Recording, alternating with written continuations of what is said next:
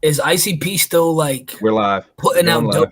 Like, you heard me? ICP is dope in my opinion, but not in everybody's opinion. Like, so Raw Deff was just asking me about the ICP. Do they actually still put out music? And fucking perfect timing, Michael popping right in. Hell yeah! Get the headphones set up. There he is. What's up, my man? What's up? Dude, he had to change and put his Bulls jersey on, dog. No, I just went live because this homie just asked me, like, so ICP is still making music, right? And Wow. they just put on an album in on October, Halloween, at their little Hallowicked gimmick there. They put out their recent Joker's card, Yum Yum Bedlam. So yeah, they are still making music. But the question, is it good? In my opinion, it's good. But maybe in like 50, it's like 50-50 maybe. There's like maybe half the juggalos are like, this shit's fucking whack. They don't like this shit. Well, I look at it as like I mean, I love Wu-Tang and Onyx and like you know, shit like that, and they all still put albums out. Like, but the last 3 Onyx albums haven't been the first 3 or 4. Where I'm like, is ICP still putting out like what juggalos like think of as dope shit? Now, once again, in my opinion, yes, but it's not necessarily the wicked shit. Like, there's maybe one song on this last record that would qualify as maybe like the wicked shit, where he's like talking about murder and like shit, and like the rest of the album is like it's like a breakup album, dog. It's like there's like I told Devereaux just got so hard from that, dude. I told Devereaux that album sounded like Prince and Pearl Jam to me at Hallowicked, which is that's the vibes I got when I first listened to it. Now I'm talking about an Insane Clown Posse album, and I'm talking about Prince Pearl Jam. Yeah, and that's no cap. That's really what I fucking heard listening to that album the first time. But yeah, you heard the new ICP, dude. It sounds just like Purple Rain. It's crazy, dude. Well, they low key have like Michael Jackson influences and shit. Like, that's the weird thing. Anyway, I'm not going to talk to you guys about Juggalo shit this whole stream, but I wanted to go live because we were starting talking about some Juggalo shit. Michael, it is so good to see you, brother. Holy shit. I've already been talking to Raw here in the lobbies, but it has been a fucking minute. I love your background. You had to come through with some cool background shit. Yeah, it's a green screen. It's a green screen. Is it? No, it's not. He's coming real. Yeah, I thought he was coming real. Whoop whoop, DC 420 in the chat there. See, we already got some jokes in the chat. This is my first time seeing Mike in like a year, like visually seeing him. Has it been? I don't know. It's been longer than that. Yeah, probably has. I mean, we usually just talk via text or messenger, but I don't think we don't ever video chat or FaceTime. No. That's crazy. Well, look at this reunion that I've facilitated. Holy shit. You did, yeah. Yeah, I'm gonna say that. All right, I'm going to get the link here, and I'm going to send it to a few places. Get the fuck out of here, YouTube. Oh, my God. Don't you hate when the fucking YouTube does that thing where it wants to stick in fucking portrait mode or landscape mode there? I mean, I don't know anything about any of this. I didn't even know how to do this. I know. I feel like I've had to tell you guys so many times, like, this shit's easy. Don't worry about it. When you asked about it, I was like, do I have to download Zoom? Do I got to get like a new app? He was like, nope, just send you a fucking thing and badoo. Okay. I'm going to post about the link now. And then we're going to get into talking about you just put Death as your name. Yeah, I was going to put Seth. I kind of just want to be referred to as Seth, but I was like, for the sake of us talking about this project, I guess. That's what I figured. Because I almost put Selfish, but. Yeah. All right, I got on the Facebook. I put the link, the YouTube link, in a post. I'm gonna message it to you guys too, so you guys can share it on your shit if you want. Okay. Wait, do what now? What's that? Do what now? Share the the YouTube link though, where we're actually live right now, where that people could watch us if they want to right now. Like let people know that we're doing this. I don't know about that. Yeah, if you want to, I mean, you don't have to. No, I'm playing.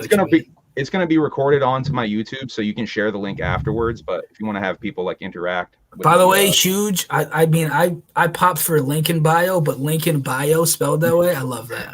By you. Yeah, no, that's clever. Dude. Yeah, I'm figuring out ways to fuck with the algorithm. Okay. I'm doing it. Let me get my notes open for you guys. So first of all, everybody watch us go live so we can pull our phones out. Yeah, I keep my notes on my phone, so I'm gonna be looking down a little bit here and there. So first of all, who are you? and what do you do for creative outlets, if you will? We got two people on the stream. So first we'll start with Raw Deff here. Who are you? I just said your name. I fucked up the It's fine. It's fine. It's fine. Who the fuck are you? Who the fuck are you? What the fuck are you? What the fuck do you do? What the fuck are you doing here, man? Yeah, I'm just saying. How the fuck you get in here, dude? By the way, finishing a flat ass Vego from the last stream I did in here. Oh my god. Did you say you have like one or two left? One hard with Vego. Who am I? Yeah, I'm Seth. Raw Deff. Yeah. I mean, you want like a deeper definition? Are you for real? You were just saying though. Are you for real with wanting to go forward with Seth as your artist? Bro, if I had a cool real name, if I had like Eric Sermon or Joel Ortiz, like a name like that, my real name is just Seth Horn. So it's not really a cool. I mean, I guess I could use it, bro. Like I thought it was Horn. Yeah, Horn, like Lisa Horn, like old me. Like yeah. Seth Horn's pretty. That's the name. thing, dude. You think about that, like you think of how much I got made fun of in school, having an E at the end of my name. It's just Seth Horny. So it's like, do I really? Horny. Well, it's the Horny. I've never said horny. I've always said Horny. It's that Wayne's World. It's that Wayne's World 2 joke. It's pronounced Horny. Yeah. It's pronounced Horny. Right. Yeah. I thought about it though. Yeah, Raw Deff was just it was a name I thought of when I was like 17, just like the most like rawest underground hip hop name. I was like, at first it was actually Raw Defendant, which is even dumber.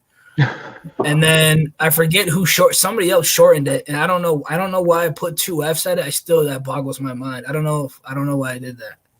It works, man. I guess. Well, I mean, why do I spell my name the way I do? No, why is a good question. Why do you do that? Why does everyone else not spell it the way you do, dude? I know. That's a better question. It's so annoying.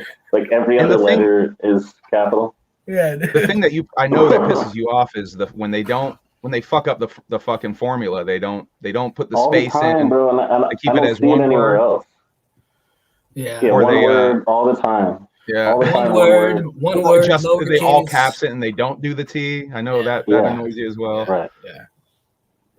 Yeah. A man of subtlety. Respect. I've seen it many respect on my name. Right. Yeah, dude. Lowercase the fucking last letter, dog. Come on. No, you've been talking about changing your name forever though. Yeah, I would love to. I would like to just put music out as fucking my real name. Dude, Why not just do that? I might. Flo Pesci, bro. Oh, Flo Pesci. I don't know. I like that, but Come I on. don't know. That's fire. I'm gonna bring up Flo Pesci later. I'm definitely gonna bring up Flo Pesci. The one cool thing about Raw Deff is no one else has that name. If you go on Google and type in that name, like there's so many people who have like really so many rappers are like Logic or like Alpha, like these names that are like, yeah, man, I'm Cash Money. And you go on Google, you're like, dude, there's 800,000 people named Cash Money. Right. So that's one benefit is I'm one of one. I'm one of one. Dude, my mom would be proud of me for saying that. You could kind of keep both, right? Couldn't you make projects as Seth Horn? And I was thinking that, dude. You feel like coming back to Raw Deff? I thought about that too. Yeah, that's what I was going to get into. That's a perfect segue, Michael. We can talk about your you have 3 aliases you go by, but for doing different things, I would say. So if you want to talk about that a little bit, your names and their different lanes. I don't know if it was Mac Miller, or if I started having the idea before that, but just knowing like when I make beats and when I rap, it's just like a different mind state. So yeah, he was Larry Fisherman, right? Larry Fisherman was Mac. Yeah. Who else? So for those that don't know, his producer name is Then What. He makes beats under Then What. His rapper name Thomas was another one of his names. Oh yeah, that's right. Delusional Thomas. Another one of Mac. Was one of Mac Miller's? I didn't know that either. I remember you told me like Earl Sweatshirt when he made beats, it'd be like some random black dude. It's some black dude, yeah. I think it's some black dude, yeah. That's a dope name. That's a dope name. Yeah, no, it was really just embracing like doing different things. So it's Old Lady Operas Among the Sponge Balls. I don't know what that means. All right, I like it. You're gonna have to explain yourself with that one, Izadef. I mean, we both got the same last name. I like it. Right, another Deff. We're also, I kind of like if I only became big for one thing. I kind of like it being like a secret to certain people that I do other stuff to. Yeah. Because like out here, I'm the video guy. Yeah. Right. all the homies are like, this is the video guy. Bro, how is it out there? Like, have you been rapping, like making music, and have you been doing shows out there, or just strictly like doing the fucking videos? Yeah, I haven't been doing any music. No. Since I moved out here, but Making I've been filming a lot. Word. More, making a lot of beats. Word. Yeah.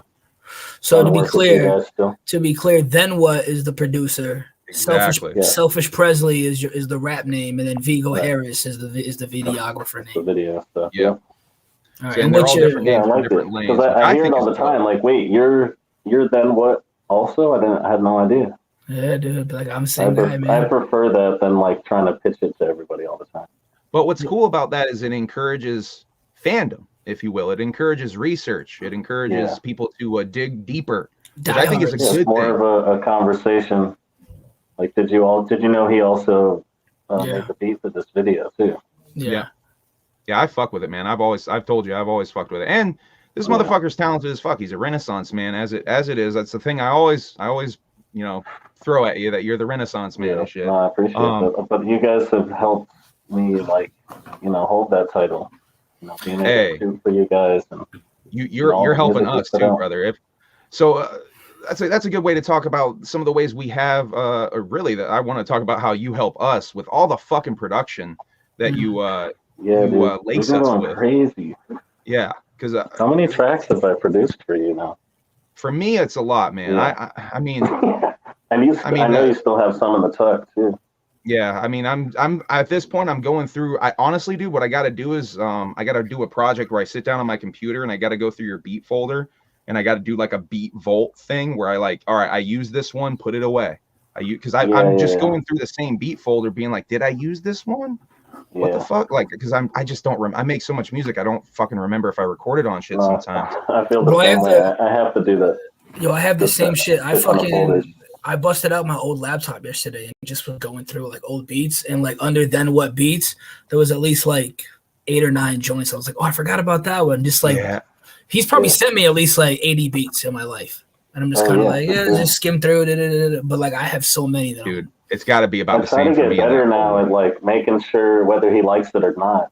Yeah, because it could just like go to the wind when I could give it to someone else.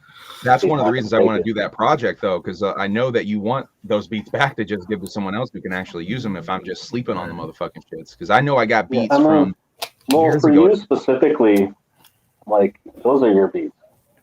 Oh, yeah. I mean, I sent them to you because I can hear you on them. I was gonna say it's such a unique sound.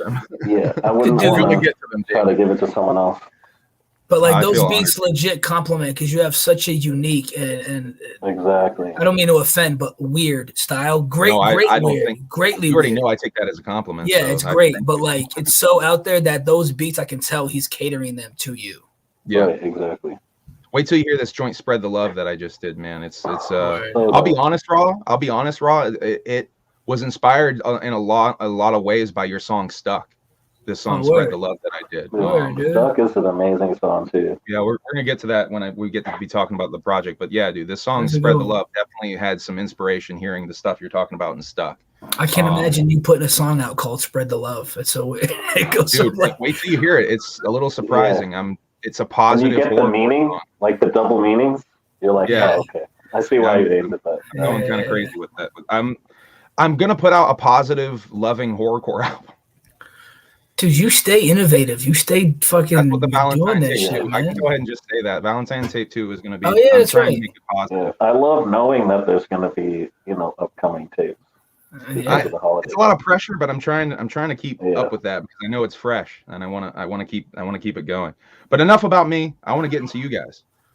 So we've broken the ice a little bit, but I have a couple of icebreaker questions that I wanted to get into just to lighten the mood. But I feel like we're pretty loose, but I want to get these anyway because they're fun. Who's your favorite serial killer? Oh my God, what's his name? I did a report on this guy. Yo, you know what? This actually brings up a good. I was talking to Conflict like a year and a half ago. Oh, that's so funny you bring up Conflict because this is you. Yeah. And he was like, I was at that the Unleash the Underground thing, and he was like, there was this guy interviewing me, and he asked me my favorite serial killer, And I was sitting there. He's like, I told him I didn't have one, but what was fucked up is I did have one, and I didn't say it. But I was like, it's so fucked up because I did have. And I was just kind of like, all right, man, you just got a favorite serial killer. He told me afterwards. He told me what it was. I'm not going to say it on the stream, but he was like, he told me too.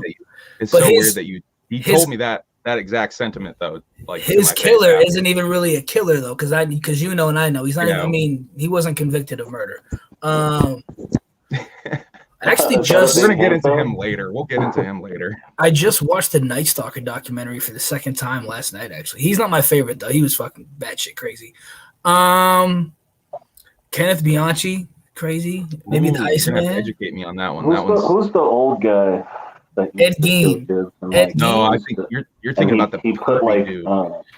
He put like nails and stuff in his car. Yeah, who the fuck? Oh my god. I want to say Albert or something like Albert that. Fish. Albert Fish. Yeah. That's who I did a report on in school. That fool. Yeah. You know about how he like wrote letters to the family, like talking about like mocking them for killing their children and shit. Like I just read how he'd come up on families and be like, "Hey, I'm having a party. Like, exactly. Let me like bring your daughter with me," and they'd be like, "Yeah, sure." That's an evil man. Because he just was like an evil ones. Old man. So you're going Albert Fish, and yours is educate me on who'd you say, Raw Deff? I said Kenneth Bianchi. Who is that though? I don't know that one. Him and his brother used to kidnap women in California. They would pose as like undercover police officers and like have like fake badges and shit. And they would lure him back and like they would fucking like torture him and shit. And I'm not gonna get all into that, but crazy ass motherfucker. All right. This is like late 70s him. It's funny I used this question as my lighten the mood question, huh? I dig it, man. All right, now though. We're gonna go way in the other direction. This is like the palate cleanser from that last question. What's your favorite color? Kind of close. What's your Mount Rushmore of cartoon characters?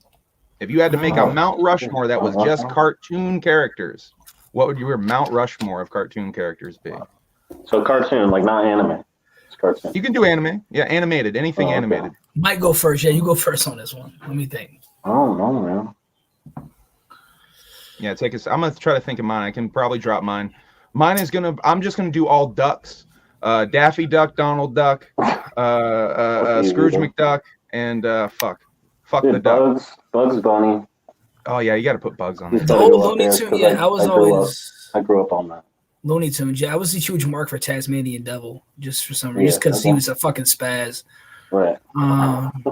Dude, I'll still watch. Thank you, man. This is like late 90s, early 2000s when it came out. It still airs, but I still like SpongeBob. I can watch SpongeBob by myself right now. Absolutely. The whole first season I have, and I watched it. It's just a good show. But I'm a huge South Park. I might steal that. SpongeBob. Yeah, Tasmanian Devil. Devil. I'd say maybe Skeeter from Hey Arnold. That's a good pull. Say Doug. Well, Doug is great. Yeah, Patty Mayonnaise. Doug. Yep. Doug, just keep it. Just keep it, Doug. Yeah, just keep it, Doug. Yeah. And who's my fourth? Shit. I mean, I'm a huge South Park fan, so just South Park in general. That's it. You can almost do like different lanes. You could do more children's cartoons and then do one that's like more adult cartoons. I'm gonna do Samurai Jack. Ooh, good one. That's a good one. Johnny Bravo was a good one. Oh man. See, there's polls, man. They got you can't do that. You can't do just four. So we got dark. We got dark, then we got light. Okay. Yeah. So here's another question I like to ask artists this questions, especially musical. Well, I guess it makes sense to ask musical artists this question. What's your biggest who or what is your biggest non-musical influence on your art? Non-musical influence. Yeah. Crystal. Dude, I was gonna say probably a comedian. It'd probably be a comedian. Like as far as like not inspired me to want to like rap like to like write raps, but just inspired me to like do something and be creative. I guess it'd probably be like or just be you. Like I don't know if there's one. I love like I just love drop a couple. Yeah, I mean comedy in general. Yeah, I love Louis. Louis, I like Burr. I like Tom Segura. I like Bill Burr. I like all those dudes. Yeah, Chris D'Elia is funny shit. Trying to think of like something different than comedy though. Like Allen Iverson really inspired. I follow his IG. I love watching clips of AI. I love AI. I'd say movies inspire my videography because I have yet to shoot a movie myself. Mm-hmm. Is that a goal for you, Michael? I already know the answer for that, but yep. And Steph is going to co-write the. I want to write the movie. I want to write a movie. I'll write it. You direct it. Let's go. Absolutely. That would be so dope to see you guys actually do that shit. Or I hope you guys get to that like shit. A short series. Yeah, dude, we can do some funny shit for a That's show. a good segue into a question I had a little bit later down the list. But you guys, one of the first ways you guys started collaboration was actually making videos together. You guys would make these comedy videos under the Bad Kool-Aid label on YouTube. That was one of the first ways I actually came to know about you, Michael, was through those videos. Right. And like you said at the time, I had no idea you were then what? You were the same guy that made the beats. I had no idea. Yeah, I just thought you were just another guy that was in these videos. But I was definitely aware of who Raw Deff was at the time. But those videos really were fucking awesome, man. I would share those. I would work out for those. I would interact with those as much as I could. That was the first one, I think. Was the sad. No, I like the. No, when we did You're Off the Top. Oh, yeah, that was just like an interview, though. That wasn't really a skit. Yeah, I guess it was kind of. It was like launched us into doing. Right, just like funny shit. Because of the outtakes. I like so much fun. Yeah. Snacks in the back. Just messing up the script and laughing that it was like we got to do this again. Yo, my favorite was the crazy fan, the obsessed fan. You played. That was my favorite. Just trying to hang out. Just trying to hang out. I'm just playing guitar and it's like, it's dope shit, man. It's dope. It's like, who the fuck are you, dude? Yeah, I just tried to put the Sad Boy skit on TikTok and they took it down. I think they're still up. I mean, they're probably on the Bad Kool-Aid page. Some of them are still up. Some of them just like no, they have like 3 views. I can for sure say if Mike was on the East Coast still, we would still be making videos for sure. Oh, for sure. Yeah. I definitely do miss doing those. We got to make a trip out there, Def. I know we were talking about doing that a while back, but we really got to just fucking knuckle up and do that shit. Yeah. I'm there for like a week. Yeah, and get a lot of shit done. Just like, especially, flights aren't that cheap. We can just fucking fly out there or something. Just wait till COVID season, man. They're cheap. Yeah, fact. Well, kind of aren't we in it? Right. Yeah. So I'm a big fan of physical media, and I know you guys came up in the era of physical media. So, what was your first tape or CD that you got of your very? I actually got all my tapes right here. I was hoping you might show those. Let me. You got a crazy hip hop tape collection. My first. Whoop whoop to Cherry Pie in the chat. I see you. I started listening to like Backstreet Boys and NSYNC and stuff. The Backstreet Boys, oh yeah. Yeah, straight up. So that was probably one of my first tapes was. I think the first tape. So you were in the R&B pop stuff. Yeah, I was super into R&B and things. We hit to that, dog. TLC, dude. He got some TLC. All right, I see you. I think the first tape I got was the Above the Rim soundtrack. This is the first tape that I ever owned. I think that's the first one I ever owned. That's a hard ass tape to get first, man. That's dope. Yeah, but via I mean, because my generation, our generation, the CD generation, first CD was probably, as cliche as it would sound, probably like the Slim Shady LP. I was a huge M fan back when I was like 10. Yeah, great. I used to buy CDs from everybody. Yeah, I had the censored version of that CD. Bro, yeah, I didn't have that, but like, because Walmart does not sell parental advisor, like explicit versions. Yeah. So my dad went Christmas shopping there. He got me like the Chronic. He got me the Marshall Mathers LP. He got me Exhibit, Restless. All of them censored. They're all edited. All of them censored. Yeah, my parents wouldn't let me have unedited CDs. So no, he didn't he wasn't like trying to we censor all me. had that censored shit. I don't think I he had was it. even I had it trying to. accidentally. Yeah, me too. Like my dad wasn't trying to give me the censored shit. He just like bought it at Walmart, and I was like, and my brother was like, he gave you the fucking edited version, and he was like, I did, and I was like, yeah, you did. Like, Bro, whatever. when did you get? So Michael, you were forced to. Hey, you have to have these uncensored boys. Yeah, I just like music wasn't given to me, but if I was gonna go buy a tape or a CD, yeah, before we could get to checkout, it had to be edited. So when did you break the rules? When did you get one of those dirty explicit lyric CDs? Like end of middle school, high school, I just started stealing CDs. Yo, there were some spots, bro. There were some spots that like they would check you like coconuts and leb and strawberries. They would like they wouldn't sell you if you were like 13. There you go. But like I would go in there at like age 13 or 14 and like try to buy like a Wu-Tang album or a fucking Onyx album, and they'd be like, they would try to card you. No, they'd be like, you have to have a parent here, and it's kind of like, you guys fucking suck, dude. Like, yeah, that's whack. Yeah, like what could happen though? Yeah, I do remember that happening. What would happen? Like, our parents gonna come back to the store, like their parent would come back and be like, "You sold my fucking son this dirty shit." I don't know. I feel like that only happened to me once, and I think it was buying Marilyn Manson in like New York or some shit. Ooh. And like that, it was at the Wall. Do you guys remember a CD store called the Wall? That sounds familiar. 90s as fuck reference, but it was at the Wall, and I was buying Marilyn Manson's Antichrist Superstar, and they were like, "Yeah, we need a parent for that." Yeah. I think that was the only time I ever had sense to me though. Yeah, exactly. That's like the one that you would maybe. If I'm buying like an Usher CD, and they're like, "Sorry, kid." Yeah. I'm gonna be mad. If I'm on the card for anything, bro. Marilyn Manson for sure. I'm just kind of like, yeah, no, that's understandable. Bro, you're in 6th grade. I can't. It's against my morals. I can't do it. You shouldn't even know who this guy is. Yeah.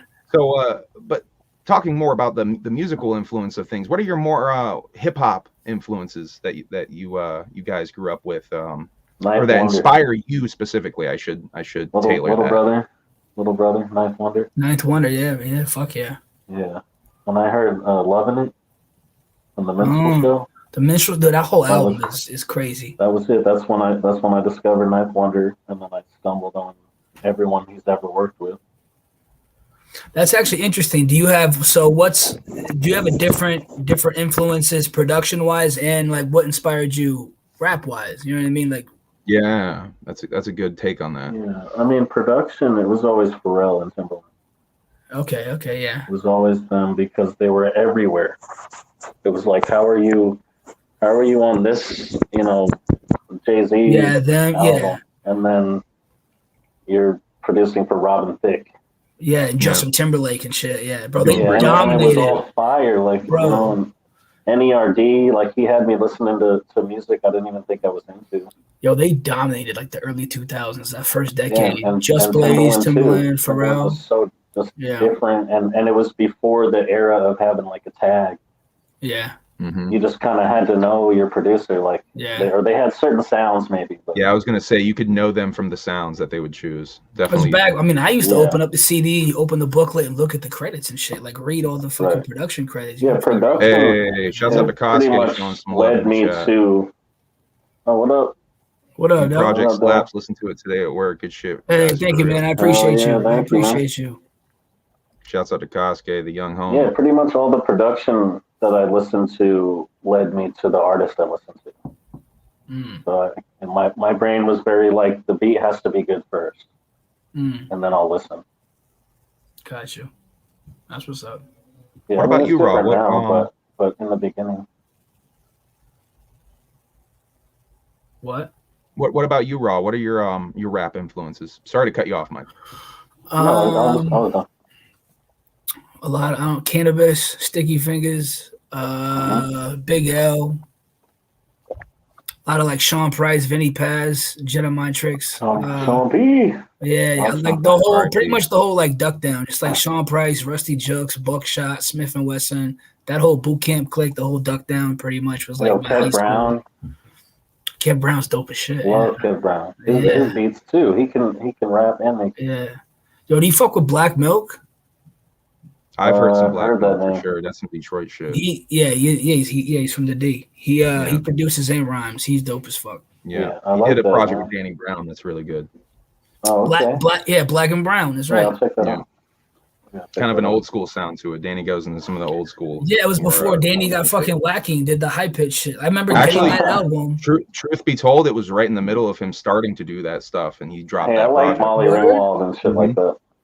No, it's dope, but like I remember getting that Black and Brown album and be like, yo, Danny Brown's fucking ill. Then like the next shit I got was like, it's like Triple X, I think it's called. And that, like his next album, and it was, I was like, is this the fucking same guy? Like, Triple X came out right before that. And then the deluxe edition, I think, came out after the Black and Brown project. So they were like re-pushing that shit. Gotcha. But yeah, he's always been an artist who kind of moves around a little bit with the tones. He'll sometimes hit his deeper voice tones, and then he'll do that check that crazy raspy. I fuck with that though. I love Danny Brown, one of my favorite artists. So how did you guys actually get started making your own music though? Like individually? Yes. What was the process of recording and making your own music like? I used to record on my buddy back in high school had a MacBook. This is before like anyone had a MacBook, but he had like his parents bought him one. So I had and Guitar Hero was big. So they would all play Guitar Hero, and I would snatch the Guitar Hero mic, plug that bitch into the MacBook. And I didn't even know I use GarageBand. I didn't even know how to like upload a beat into the program. So I would just like go on LimeWire and find whatever beats I wanted, download them. Then I would play them, and I would hold the speaker up to the microphone for like 3 minutes just to like get the beat into the program. So it's horrible, terrible quality shit. So record the beat via the mic and then rap over it. And then I would just like do that and do like demos and hand them out in high school and shit. I was probably like 15 when I was doing that. But I used to record on Audacity with a Rock Band mic. So and I was making beats at that time. So both of y'all started with video game mics. Yeah, I guess so. Interesting. And me and my homie would take turns going into the bathroom and recording ourselves because we didn't want the other one to hear it. I used to record in the bathroom too at my buddy's place because the only place I could go was the bathroom. Everyone thought I was fucking weird. And I was like, no, I'm fucking rapping in there. No, made it even weirder.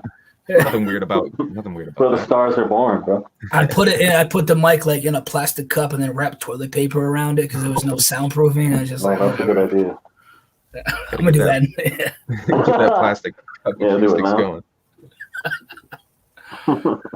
Oh shit.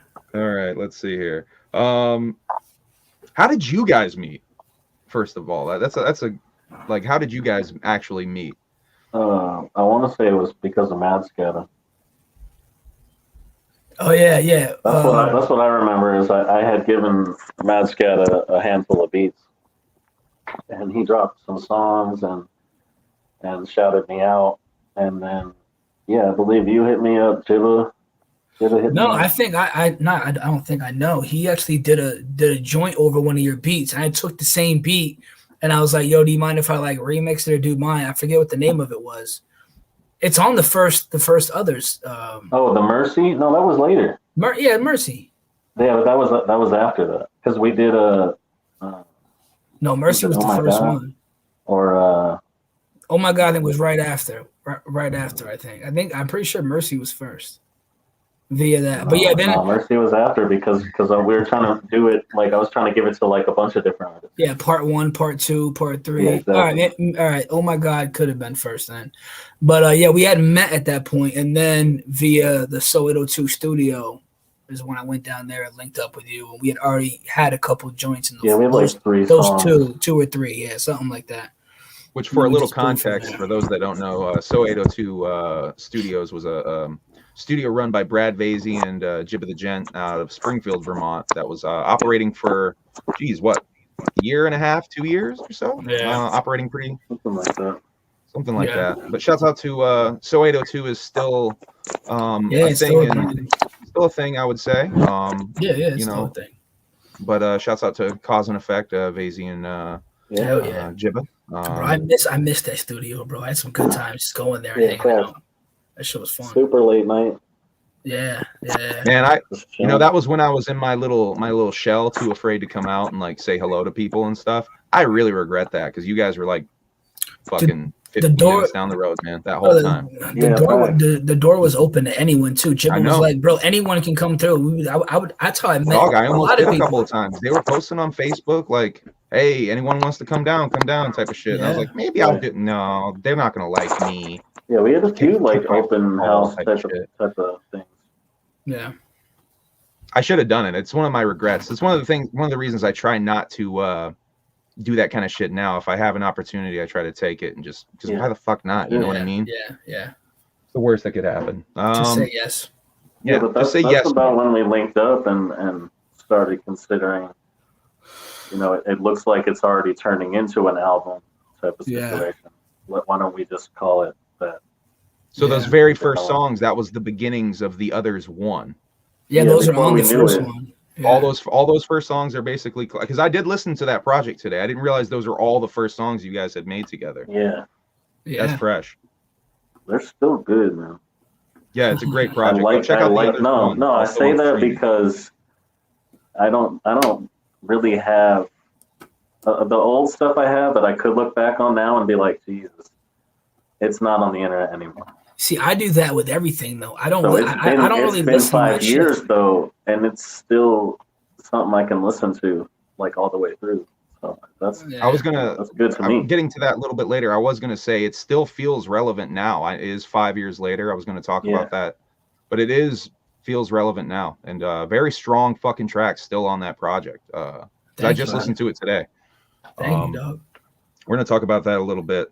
Actually, after this question, fuck it. I'll just bunny hop over it. We're talking about it now. So tell me a little bit more about the Others project. So those songs started, those were the initial songs you guys started making, but how did it become a thing and where you finished it? How you realized, okay, let's I wish there was like a grand scheme answer for this, but it really was just me being like, yo, you make beats, and him being like, yo, you rap, and I'm being like, yeah, being like, well, I'll rap on your beats. That's really what it was. Yeah, very organic. Very like, hey, album, like, yeah. Yeah, he would just send me beats, and he would send me 5 beats at once, and I'd be like, these two. He'd be like, go for it. I do remember us picking a number though. Yeah, 10 was a number. What would be a good number for a project? I think 10's a pretty good number to hit now, like, because it's tough. Like, motherfuckers put out albums now. There are 7 songs, but that's not an album, man. 7 tracks. Where I'm like, if it kept getting lower, I was like 14 tracks minimum. Then it was like 12 tracks. Now I'm like, I'm not going below double digits. It's got to be at least 10 songs. Yeah, 14. That's crazy. I feel like 10's a good number. I feel like if you're under 10, you almost have to call it an EP, even though I'm guilty of that very thing. Yeah, promoting 8-track albums and shit. But dude, growing up, the albums that we listened to were 18 tracks, 20 tracks, 22. 20 plus, bro. I loved it. Putting out 20 plus tracks on his albums and shit. But I feel like the artists that I knew that did that, you wouldn't hear from them for a long time in between them. Truth. I was talking about this. So you're probably listening to 2, maybe 3 years of work. Yeah. Even though if they're good, it might sound like it's not, but. Yeah, or it's just hard to do. Or it's just quantity over quality, and then putting out a 25-track album and half the album is dope. It's kind of like, There's some artists that put out long projects too, though. If we want, what I hate is when they put all their best. Had mad tracks on his project. Their best songs out as singles. Yo, fucking Joyner Lucas did that. He pretty much put out 75% of his album, that ADHD album. When you hear it, you're just like, I already heard the best songs on it. Yeah, he got like some mixed responses from that because they were like, yo, we already heard 80% of this via videos and the singles. Then that's a way to work streams. That's a way to work the streams so you can get chart placement. Because if all those singles that you drop leading up to that first day you drop the album with all that collected, all those streams, no matter if you released that single a year and a half ago, if it's collected on that album, all those streams get collected for first day. Yeah. So your shit gets rocketed way up to the top. That's a way to work the system a little bit. They just fucking stack them. Yeah, you stack them. Yeah, that's a lot of people in the underground do that to try to get chart placements and stuff. Sometimes it works, sometimes it doesn't. But people in the mainstream do the shit now too. So that kind of goes into more of my whole what's the difference between the underground and mainstream these days anyway thing. But that's a whole bag of worms we can get into. But I wanted to talk about this other's project. There's a song on there called Mr. Blonde. That's my favorite song on the project. The other's one. Shouts out to Mr. Blonde. That's a really dope project. Some horror kind of stuff on there, some violence on there, obviously being reference to Reservoir Dogs, and some samples on there from Reservoir Dogs. But I wanted to ask you about a line on Mr. Blonde. We're going to get into some lyric stuff here as we go deeper. I don't remember it too well, but hit me. All right, I want to hit you with this one. What you want, humble? Is that a sub? What? Did you sub me on that? Bro, I was throwing disses at you way before I knew who you were. It's crazy, bro. I just got the universe and I was like, fuck humble, dude. I'm sick of them. Yeah. Anyway, that's just a joke. But I wanted to give you some love for that song. Did I really say that, though? Did I say what you really want, did say what you want, humble? But it's in regards to you. Can we the song out? We need producers. In regards to, you're saying, like, what do you want that from me? You want humble from me? That's the way it's phrased, but I thought that was funny to throw that at you. Like, what do you want? Humble? Like, what do you want? Question mark. But I thought it would be funny if I threw that at you as if I was seriously offended. Yeah, no, I was told I was. I don't know definitely. if it landed. No, dude, I was dissing the fuck out of you for sure, dude. That's what it was. But I did want to say, at the end of the project, you do say, I don't know if you remember this, it's just the beginning. That's the last word. I did actually remember that. Yeah, I remember that. On the other's one. So I just wanted to bring that up to y'all. And it was just the beginning because 5 years later, ... Right. The others two came out. We'll go ahead and bring up the artwork here. See if that gimmick works. Yeah, it was supposed to come out way before 5 years, by the way. That wasn't a planned thing. Yeah, absolutely. But a couple of the songs that should have been on there went elsewhere. We're out. Yeah, we're out.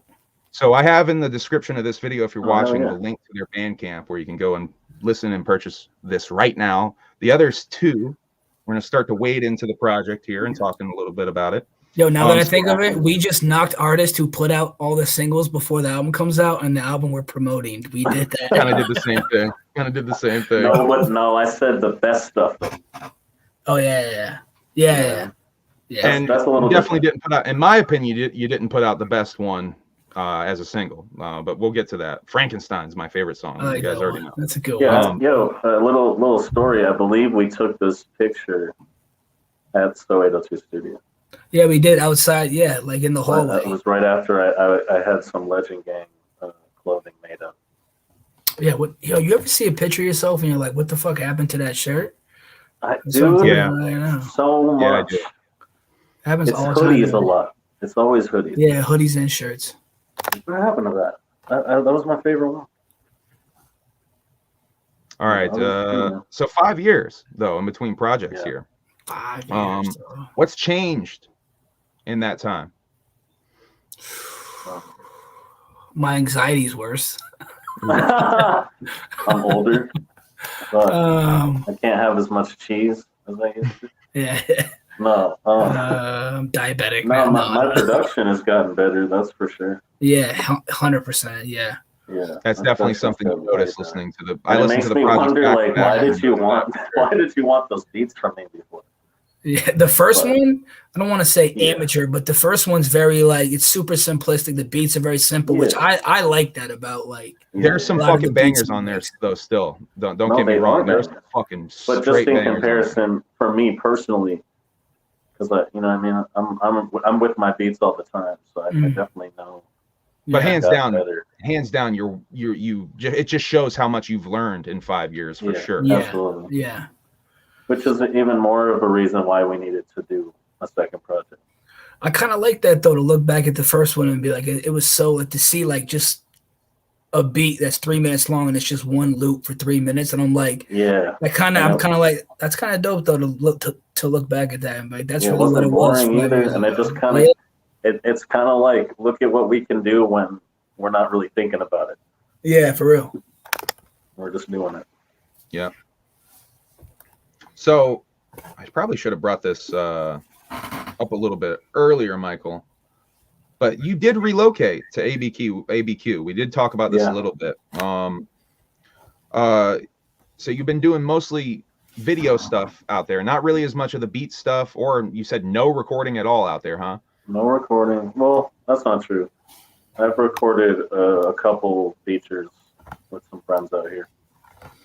Which, for the record, haven't listened to his solo stuff as Selfish Presley. I was gonna say, listen to his project, man. It's fucking amazing. For the record, yeah, he's a dope rapper, man. That Selfish Presley album. Also, when he like gets in his fucking rapidy rap bag, he's got like rhymes that he can actually like bar out too.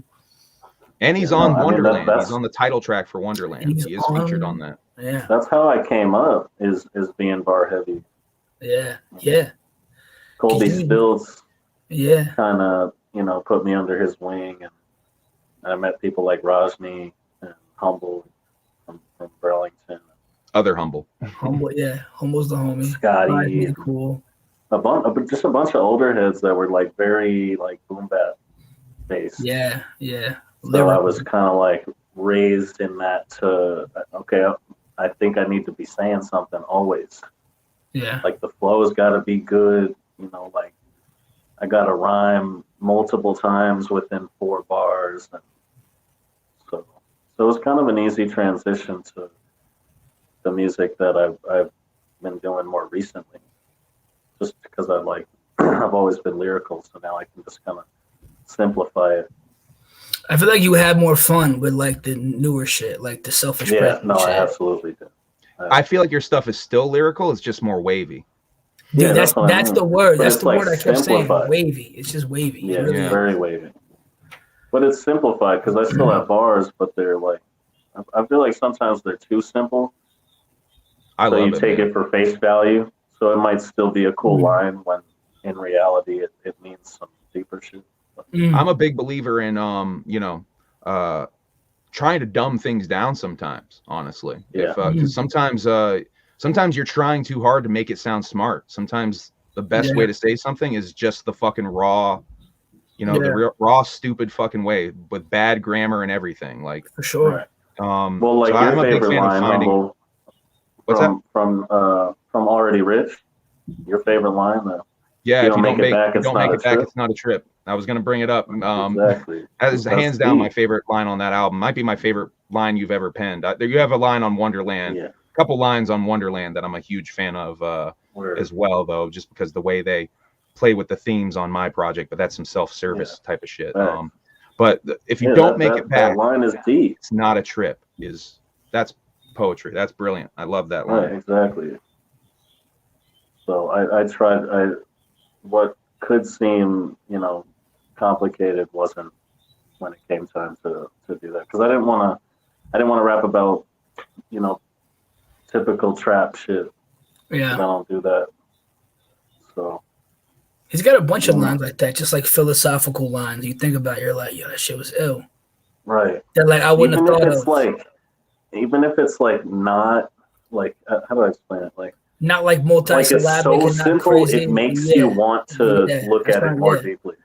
So so I get joy out of you taking whatever you take from it in your own. And that's kind of what I was getting at. With sometimes you simplify something, and by doing that, it makes it more open for interpretation. Yeah. Right, and now people can see it in many different ways because you've now simplified it. It's less exact, so it's more loose. It's more open, so people can take what you say and run with it. That's one of my favorite things to try to do as an artist, is to try to get multiple meanings packed into the smallest amount of space. Yo, your ambiguity is crazy. Just Thank like you. that open format. Yeah, I love that shit.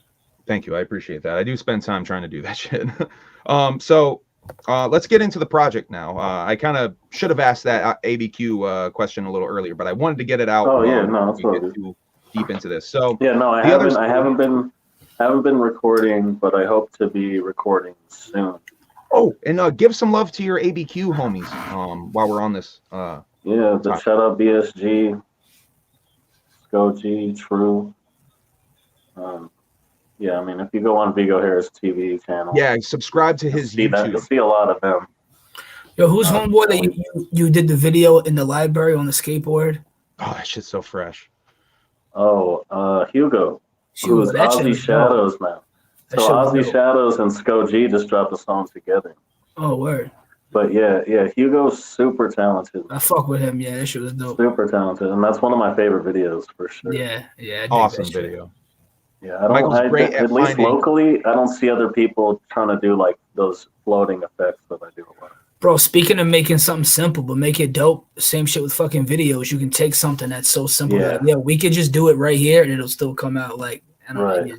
That's what I was just about to lay on Michael. He's really great at doing that. Yeah. Great at doing that. Finding a location and really just being like, you know what you could do. Yeah. And then just blowing your fucking mind with it because you would have never thought of doing that there. Yeah, I'm really that guy. I'll roll around if I have to, or fucking you'll do whatever. Lay on the ground real quick just to see if a shot works. We're gonna do that dragging shot one of these days, man. We're gonna do that one of these days. Bro, we were from the video on the back road. He got on the fucking hood of my car, and he was like, "Go faster!" And I'm like, "You want me to just go 20 miles an hour with you on the hood for real?" We never even used that shot. No, never used any of it. My windshield was too dirty. People were like, "Go, fucking go!" All right, man. So dedicated. No, you know it's real when you're about to die for your art, man. Yeah, Holy shit. You saw Hearst's video. We actually dug a grave and had a body bag and shit for the video. Oh, fuck yeah. Hell yeah. That's fresh. I get into it. I want to do some shit like that for Frankenstein. Like do like a dope Frankenstein video. Ooh, you need to do a video for Frankenstein. Props, so good, props, man. and people. Gotta come out here. Yeah, come out here. We'll do it. Yeah. Let's get into the project though. I want to go because I want to talk about Frankenstein. So we got 3 songs. I never actually answered the question. So. Thank you guys for doing this. This is really fun so far. We're 50 minutes in, and this has been a fucking blast. Man. Hell yeah. Hell yeah. So the first song is "Dead Flowers," and it's a very dark, wavy kind of beat. I love the beat, honestly. Really fucking probably one of the ones that I would have liked to rap over, to be honest with you. Wavy and trippy type shit. So I like that kind of shit. It's one of my favorite things about Then What Beats, especially though the way you've evolved, man, is you know how to mix this wavy stuff with the darkness, especially for the stuff that you gift me. I really appreciate that kind of shit. It really has helped me figure out my sound as an artist. You're part of my sound at this point, man. Absolutely. And what's great about you is you're able to morph. Like your drum patterns on this album are different than the drum patterns you would use on my shit, for example. Right. So Raw, I want to ask you about some lyrics on here. Not really ask, but I just want to highlight, I guess I should say. These are some lyrics that stick out to me as being just dope or fresh, and I just want to hand you your dead flowers, if you will. Okay. For this. Well done. Well done. Blow my brains out so I can gather my thoughts. Yeah. I fucking love that, dude. That's fresh shit. That's a bar. I love that's a visual that I've played around with before too. I love the darkness of it. You know I'm coming through with a new tone. I don't want to have 2022 on my tombstone. I love that, man. That's especially with the timing of how you guys drop this project. That hits really nice. Yeah. Because you're like, new project, new year. I don't want to have 22. That's fresh. Actually, when I wrote that, I was gonna write it about 2021. I was gonna be like, you wonder why I'm coming up with a new something like that, because I don't want 2021 on my. But I was like, no, it's gonna come out. The rhyme works so much better. 2022, so I changed it. Interesting. I like that I like that little info nugget that you changed it. Yeah. But yeah, what inspired Dead Flowers? Do you was there a specific thing that you would like to talk about that inspired? Because often with the way I write my songs, there'll be certain things that'll happen to me that'll trigger it, or I'll be watching a movie even, and an idea will occur to me, and I can often. So I just was curious if there was a certain thing or event or that you would like to talk about. No, like event, nothing like that. Just that was the hook, and I was like, yo, the first song could be called "Dead Flowers" would be dope. I'm like, that'd just be a dope title for an opening track. Yeah, you are a savage with the titles. Yeah, I love the titles, man. That's some good titles. We both do, I guess. But. Yeah. Yo, there's like a good amount. You have both of you have use your title. After the name of the beat. I was just gonna say probably like 50% of beats he'll send me and with the beat and with the title he sends me, I kind of like had that implemented in my mind already. So I'm like, I'm just gonna go off that and just use that as a template and just fucking like I'm in your incorporate brain, that. Yeah, man. Like I planted spores inside of you. It's happened before, dude. I do that a lot too, though. I definitely be calling. No, yeah, that's what I'm saying. Yeah, I'm doing that a lot. I love to do that with all the producers that send me stuff with titles. I wish I knew what that meant. That it's like, because I don't randomly name the beats, but it's definitely like a vibe. Yeah. Or sometimes I'll like freestyle something, and the first word that sounds good, I'm like, okay, that's the name of the beat. I like that. I like that. That's but most of the time, it's like that. if it's named Graveyard, it's like, well, yeah, this sounds like you're in a graveyard. Some of them are so random where I legit have thought where I'm like, I wonder if he just like looks around the room and he's like remote control. Boom. I've done that. He's just like wait. Car keys. Yeah. Milk and cookies. Car keys. Yeah. All right, here you go, dude. Yeah, Milk and Cookies from Xmas Tape 1 comes to mind. So yeah, that was Dead Flowers. Great opener, by the way. Thank you. The second track is Been a Long Time. And been a long time. I should mention, I think this is the first of did this come out as a single? No. Okay, I thought for some reason that this came out as a single. I might as well go into this. We did talk about you guys dropping a lot of these as singles leading up to this. Over the last 5 years, really. So these have been coming out. I assume from talking to you guys that was not the original plan for the others too. No, sir. No, the plan was to make it. The plan was to make it a lot sooner than this. That's why I think we had like the ones that came out first were Flip the Script, Gone Crazy, Finesse Like Me. Flip the Script was Habitat. Yeah, and there was another one, and then Stuck was a more recent one. But I think had like Habitat. Yeah, we had like 4 or 5 in the tuck, and we were like, I almost consider them like before that though, and they ended up going on other projects. I had one called Keep It Clear that went on my solo shit. That was only one. But I think one of them went on the Cognac Cousins project. It's possible, very possible. Yeah. Remy Automatic. Go check out Cognac Cousins as well. Yeah. Wait was on the first one. Hey, isn't that up for what are the nominees again for the Vermont Hip Hop Gimmick? Oh, Vermont Hip Hop, yeah. Humble Among snubbed. Bro, Humble Among got snubbed, dude. I think that's up for best album. If there was a category for most consistent artists, Humble Among needed to be fucking. Hey, thank you.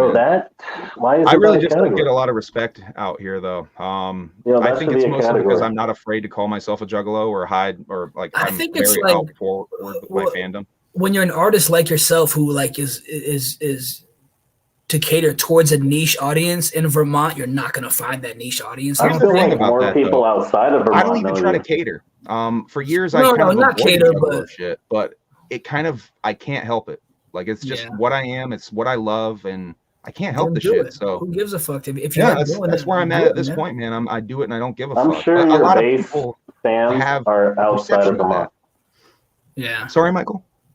I'm sure your main fan base is not Vermont. So.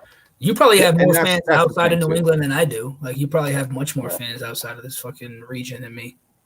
I have no idea, man. You definitely got more fans here though, and that's what matters for Vermont hip hop. Yeah, you have a lot. Congratulations for 4. I should mention 4 nominations in this live chat right here.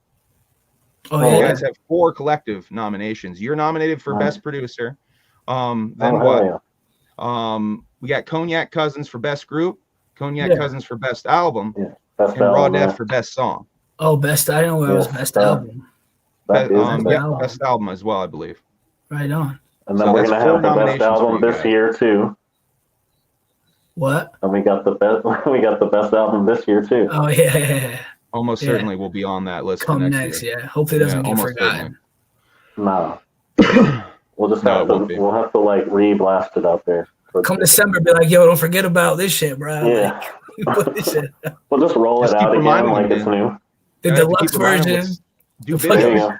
the fucking deluxe Deluxe, version yeah. drops in December. Yay. Right. No, we got it. So been a long time. Let's talk about been a long time. Kind of a West Coast vibe on this beat I picked up. Yo, that's crazy. When I first heard that beat, the first thing I thought was Still Dre. Was the beat? Yeah. Was Kind of the choppy Still Dre. piano going on. That's all I thought about. That's why I was like, yo, I want that. Give me that beat. That's all I thought about was that Dre beat. Sometimes I'm spot on when I make a beat. I'm like, watch what happens when I send it to. Yo, and you called it Chronic too. Yeah. Did you know it was like a Dre type vibe when you made it? Yeah, it just like you said, it had that West Coast feel to it. Yeah, 100%. And even the title "Been a Long Time" is very reminiscent of like a Still Dre, like a time passing, if you will. You know what I mean? Still, yeah, for sure. Timberland shit. It's a Rakim song. I know that. I know Rakim. Yeah, and then Timberland said it too. All right. On the Aaliyah song. Here's some more. Let's see. Here's some more lyric stuff here I want to highlight here. I always seem to have appealed to the misfits because I was anti-materialistic. I really like that shit. Thank you, man. I like that one too. To cause misery to any whack rapper amongst us, we grow organic, you a fungus. So I just wanted to highlight that one because I really appreciate that you said amongst us and not among us. So I don't feel like I got a sub that time. Well, okay. I thought you were gonna spin it. Like, dude, do we have a fucking problem, bro? That's the last time I'm gonna do that joke, I promise. No, it's good. So track 3 is Gone Crazy with the legend Pace One. And you open it with Charlie Manson samples, which, if you're paying attention, we alluded to lightly earlier with a certain Vermont rapper who didn't want to name their favorite serial killer. That's my workaround of not actually saying it on the live stream. I don't think he would mind. I don't think. I know Conflict wouldn't give a shit. He's a cool dude. Shouts out Conflict. That's a really good dude. I love Conflict. He's a good dude. So I just want to talk about the Charlie samples because we've talked about Charlie before, and the sample you use at the end, which I'm kind of jumping over this to talk about the ending. But you use the keep it witchy or make it witchy stuff, which is something we've gone back and forth on for a little bit. Yeah, I can't take credit for that. That actually was mixed by Marshall. XP mixed that song. So I pretty much well, I was like, just find like some like crazy dark, like a clip of somebody, saying some shit. And I actually, honestly, when he put Manson in there, I kind of didn't like it at first. I was like, Manson's just cliche. Everyone knows a Manson interview. Everyone knows all that shit. I was like, I'm more of like a deep cut referential type. I want to find a clip that not anyone has heard before. But ended up just keeping it. But I dig it now. I'm like, fuck it, let's go Charlie. I like that you have the keep it witchy part. That's definitely I love that weirdness. I think I reference Manson in the verse too. I think which is why. I got that on here. That's actually one of my highlights I want to talk about here. So we're gonna get to that. Dreamy beat. Wait, I had a joke. Dreamy yet ominous type beat. I wrote. That's the vibes I got on that. Let's see. Another thing you're good at balancing the vibes out. I wrote, which we kind of touched on that earlier. Here we go. I kidnap myself for a couple grand ransom. I drop a tab of acid and then I chant Manson. I saw Charlie in my dreams with a mean grin. He leaned in and then he whispered to me, "We win." Yeah. That's fresh as shit, dude. Love that. Thank you, man. Yeah, I like that. I think I probably collected all of your acid lyrics and highlighted them all in this. So we're gonna I think I found all the acid references on the others too. Okay, so I'm gonna highlight all of them. I think that's the first one. I think there's 3 references to LSD on the others too. If you guys want fun facts, I was really listening today, you guys. I think it too. I know it's I know 3. It's I got 3 on here. All right, okay. I think we'll get to it. We'll get to. I believe you. All right. Let's see. So when you wrote the Manson reference, was that before the sample or after the sample? It was before. I think that's why Marshall used the Charlie clip because I think I referenced it. I think that was like I recorded. I think I actually wrote that right after he passed. That's why it was just fresh in my mind. I was just kind of like he leaned in. I would say R.I.P. Charlie, but fuck Charlie. Yeah, Charlie's a crazy motherfucker. Yeah, he's kind of a fucking douchebag, really, and a fucking Nazi carving a swastika in his forehead. I'm not really cool with. Yeah, he's a wacko. Let's see. I talked about leave something witchy. Oh wait, I wanted to give Pace's cadence on this verse is really interesting. It's really different, but I like it. Let's see. This line isn't some bars or anything, but I don't know why. I just love this fucking line.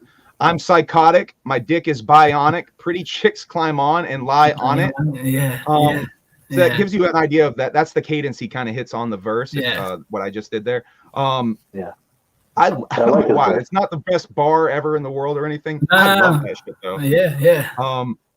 Let's see. All right, now we're going to talk about Frankenstein, which is my favorite song on the others two, hands down. Which I will add. I sent that to you before this thing came out. Yep, and I loved it then because I knew that you would like that song. I was like, you know, who would fuck with this song would be Humble. And that's another one that I named the beat. Yeah.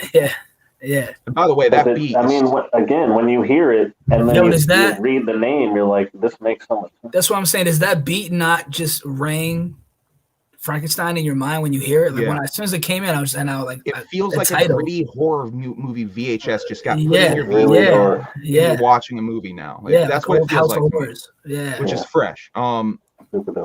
It also feels like a Doom beat almost to me, if that makes any sense. It feels like an MF Doom beat. With a kind of a quirky, like spookiness to it. And that's something that you did great. We never mentioned Doom or Danger Mouse earlier. It's almost like cartoonish, the beat. Exactly. You know what I mean? And that's something you did great, Raw Deff, with balancing out with some comedy in it almost. Metaphorically, this song is fucking amazing to me. I'm a big fan of using metaphor in song, and but also just having it on a surface level. Like you could take this as a story on the surface level of a Frankenstein monster, or you can look to some deeper meaning into it, which is what I'm a fan of doing. I'm not going to get too much into that here. I just want to give you your flowers about this song because I fucking love this song. My favorite Raw Deff song of all time. I won a video I wrote. But hopefully we do get one. We'll get one. Let's see. I want to talk about the way you broke down the story, though. There's 4 verses on this. Verse 1, you're on the operating table. I wanted to ask you, how in your mind, how did the monster get there? He was created? No, by Dr. Frankenstein. So it's a little bit of if you go like the actual original Frankenstein movie, it's a little of a modern twist. In my mind, it's just like a regular guy they kidnapped off the street. Okay. To make his own creation. So he's just a regular schmegular ass dude that's getting experimented on, and that's why I said in the third verse, I said, what did I say? Look what up. Y'all took me out the slums. Now look what I've become. Almost like he was a bum. Like they just went and found some dude and just who would let us experiment on them? Let's just go find this guy. And just fucking.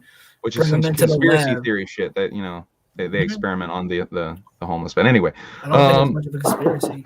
Anyway, not gonna get too much into it.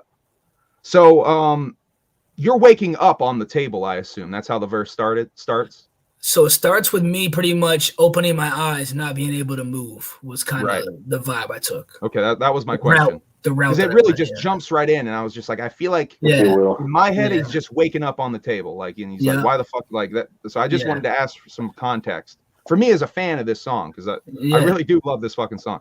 Your hook changes. It's a very simple hook where you're just like Frankenstein. You're just kind of chanting Frankenstein, but you do it in a different way each time.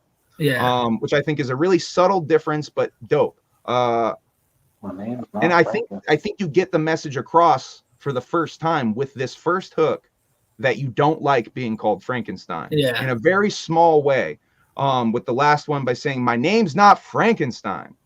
And you sell that tremendously with just that little change up at the end going into the second verse. Where the second verse has the monster rampaging and angry. And Dr. Frankenstein is personally mentioned for the first time. If you're a fan of Frankenstein, you realize that Dr. Frankenstein is the doctor, not the monster. So I thought that was a really dope way to put that in the listener's brain, which it worked on me. It worked great. I think anyone who's a fan of that would catch that. Most people just think of Frankenstein as the monster. I'm just kind of like, God damn it, stop calling me Frankenstein. Or you're teaching a bunch of people. Hopefully. Who might not know that. So bolts in the neck are mentioned as well in the second verse. So yeah, it really feels like the second verse just continues the story, and we get the hook again. And you start the third verse mentioning bride and son, which I think is dope. The monster in this verse is unhappy with his place in the world and his existence. The monster wants revenge for this. And the creation kills his creator by the end of this verse. Am I correct in assuming that? You are correct. Yeah. Okay. I just, as a fan, once again, I just want to get this shit off. So the fourth verse is very much about acceptance of the monster's place in the world. Like, I'm a monster, but I'm okay with that. And you even say, y'all made a dope ass monster. I'm feeling myself. Well, yeah, because in the film, in the original flick, he kills Dr. Frankenstein and then kills himself. So I was like, I'm not gonna kill myself. I don't want to kill myself, so I'm like, I would never be caught killing myself. I'm like, so the third verse is kind of like, right? The third verse is kind of being like, I didn't ask for this, yada yada, and then the fourth verse being like, fuck Dr. Frankenstein. I'm a fucking, you know what I mean? And then being, Well, I just thought it was. I love the story. I love the arc. There's a serious arc there going on where you're brought into a different situation. There's conflict. There's a resolution, the death of Dr. Frankenstein, and there's kind of a happy ending. Yeah, he lives, man. Yeah, he lives. I feel like it's a happy ending. Yeah, he lives, man. He gets away. He's happy with his place in the world. It's crazy. I'm not a very good storyteller, so I think that's why I like this song so much. It's like my first kind of semi-good storytelling song. You killed it, man. Yeah, I think you should do more of it because I loved it. You're a good storyteller. Like that though, like that, like from start to finish, like an actual common thread story. Yeah. I think you are. I don't think you do it a lot. But I don't. I think I've heard you do it before. Thank you, brother. All right, so the next song, and just once again, go listen to Frankenstein. If you, it's on all streaming services and stuff. It's fucking great. Go listen to the whole project. I love the damn song though. I'm gonna be talking about Frankenstein for probably a while, man. Part of me wanted to wait until Halloween to drop this shit, like to drop the album. So I was like, I really want to do a video for that and drop it on Halloween. Drop the video on Halloween. That would be a way. That's what I was thinking. Bring the others two back up into conversation towards the end of the year. Fuck yeah. Yeah. Good idea. So track 5, Finesse Like Me, Flo Pesci type beat. Yeah. Right? Very, yeah. That's definitely what pops into my head as soon as I hear that. I'm like, oh, he's gonna get on his Flo Pesci shit. Hey, you nailed that, yeah. That song actually got me. Like I obviously I hear it right away, but like by the third listen, it just hit harder for some reason. The beat when you first made it, you mean? Yeah, when he first sent it to me. When he first sent you the finished version. Yeah. That beat too. Remember, you sent me a batch of beats, and that one was called Wild West. I remember, and I didn't write to it for like a couple months. I just kept it there. I was like, I love this beat so much, and I purposely didn't because you know how when you get a beat, you play it like 5, 6, 7 times. And you're like, I don't even want to write to this now because I'm sick of it. I purposely not to do that because of that. Dude, that's what I did with that one. I was like, I'm purposely not gonna listen to this over and over again. So I'll come back in like a month or two and be like, and have it just smack me in the face and be like, yo, this shit's dope. I like the tempo a lot. Yeah, Wade was dope. The same shit. Wade was on the spot. I think he sent us that beat, and me and Breeze wrote that then and there. It was for Wade. Oh, I was saying I like to wait for the beat. Oh, I thought you meant the song wait. All right. I actually I like if I have a beat that I'm like, all right, I know I'm probably gonna like this beat. I like to wait until I know I have time to work on it. Yeah. Because I know it's gonna smack me in the face and make me want to just start working. Yeah. And that's gonna bum me out tremendously if I don't have time in that moment to start working. That's what I try doing now. And you get better quality music that way. Like that for myself. Yeah. And I'm like, when I'm ready. Little motherfucker holding all the good shit. Motherfucking next selfish crazy. You wouldn't want to rap on these beats anyway. Yeah, his next album's gonna be called. His next album's Wide Awake. I do have one in the tuck that I think you'll love. Them. Okay, all right. I'll send it later. I'm with it. All right. Second acid reference for the others too. I want to pop acid tabs and play cribbage. Yes. And stay tripping until it turns into a game of Quidditch. Yeah, I like that. This is the part. Now that's one thing, right? This next part is what makes this dope as fuck to me. That's the way I do shit. I want to get high and play make believe games on broomsticks. Yeah. God damn, that shit hits hard, brother. I love that. I've had some other people point that line out too. And I'm like, yeah, I like that. I don't know anyone else that plays cribbage but me. I just want to point that out. I play cribbage all the time. Yeah, cribbage. What is it? That's my shit. Card game. I'm surprised that we never played cribbage. Yeah, the card game. Yeah, no, we should have. Remember, this is the guy you had to teach to play Yahtzee, Raw Deff. I taught you how to play Yahtzee? Yeah, at your house in Claremont with a shorty. Oh shit! Yeah, you did. Yeah, you never played Yahtzee. That's right. Yeah. I told y'all in fucking Yahtzee. Yeah, probably. Y'all quit. Y'all were getting slaughtered in Yahtzee so bad you acted like the game wasn't happening anymore. Yeah, I gave up. Yeah, that's what happened. I just want to point out a small thing. In the hook, you shout out Young Breeze with the Squeeze. Kinda. I don't want to get into it. There's the story behind that. Yeah. The origin story. All right, I'll back off that. But I like how it goes into. No, it's fine because he wouldn't care at all. What happened was we were all hanging out. It was when Mike was living with Vego. And it was me, Mike, and Breeze hanging out together. And somebody brought up swagger, and I was like, I'm old school. I like Steve. I still call it Steez. And then I combined the words where I was like, yo, I'm gonna call my shit Squeeze. I'm gonna be like, I got Squeeze. And Breeze just kind of took it and ran with it, which I was like, that's fine. He really did though. I've talked to him about it before. I've definitely mentioned it before, and he's just kind of like, yeah, you're right. But I'm like, I wasn't gonna keep it for nothing. But that's why I used it in that song. I was like, check out my Squeeze. That's Swagger and Steez. I forget what I say afterwards. Something about me. See, I thought that was so. You do slide into the next song being a Young Breeze feature, and he is the first verse on that next song. So I thought that was some interesting placement. That is one of the hardest songs I've ever heard in my life. I love that track. The beat, the bass tones, the bass tones you get on that are crazy. The bass is crazy on that joint. I really like the bass on that a lot. That stuck out to me. Like that was probably the thing about that song that sticks out the most, honestly, is how that bass hits. It's really different. He bumped that in the car, bro, with the bass. Whew, that shit rocks. Yeah, that song is mean as fuck. Yeah. I love I got a couple of Young Breeze lyric shout outs I wanna big up some love. Big up these hollow tips will turn a meathead into a vegetable. Yeah, like that. Yeah. I love calling motherfuckers meatheads. Yeah. So I love that line. Okay. And he ends it with a fucking sweet one. I never been a deer in no headlights. Yeah. I love that. That's fresh. I like the I'll have your mother rotisserie cook. I was gonna reference that one too. That one's another fresh one, bro. Yo, that's funny because we were in the room and I was there when he was writing that verse. And you know Mills YM or whatever. Yep. Yeah. So he was there too. And he had gone to Walmart and got one of those fucking chicken, those rotisserie cooked chickens in the fucking thing. And he was just kind of clawing at it, and I was taking little pieces of it. So Breeze sitting there writing his shit, and you can see him looking around and whatnot. Then when he spits his shit back, he's like, "I have your mother roast." So I'm like, "I know you just." No way. You know what I mean? Yeah. That's dope. That's dope. Yeah, he killed that shit. Story. I like that. He killed that shit. Yeah.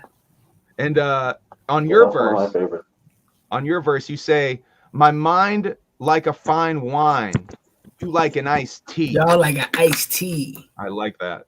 Thanks, I like man. that. Just to explain, to mansplain it to y'all out there, you age wine. Okay, you have to age wine for a very long time. With iced tea, it's a very quick process. So I just thought that was really dope as fuck. Also, I really like that you reference Bob Barker telling you how much the ice is. In the verse. prices. Bob Barker. Yeah. How yeah. But the rhyme before you're referencing ice on your wrist that you don't have.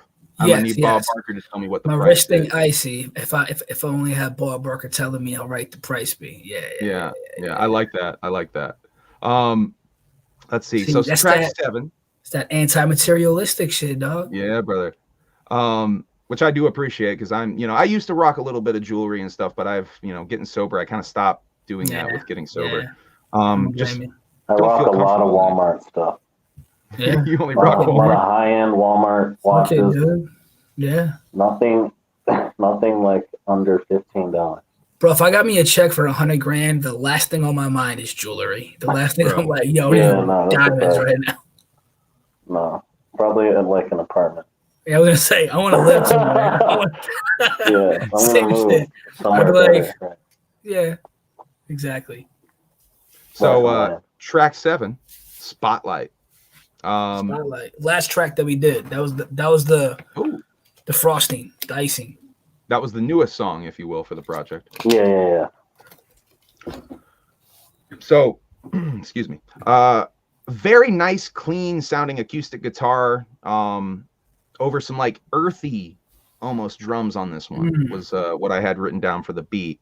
And you do a Kubrick shout out in here, Raw Deff. So I just wanted to show, want to talk a little bit about Kubrick.